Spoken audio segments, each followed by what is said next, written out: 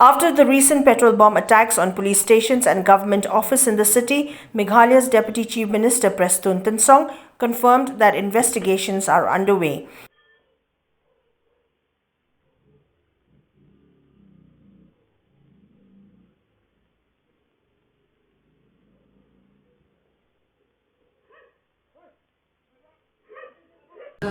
Committing arson's attack? No, my point is very clear. As I said to you, we will not allow anybody to take the law on their own hands.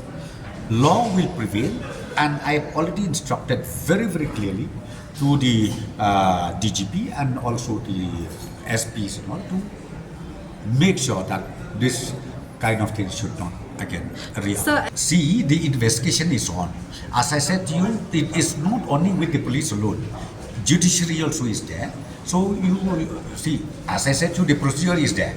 So therefore, whatever the law takes, I think let us leave it to the number one, to the judiciary, and also from our side also, whatever conclusion, we will submit ultimately all the issues to the judiciary. Will you increase the security around the city, sir?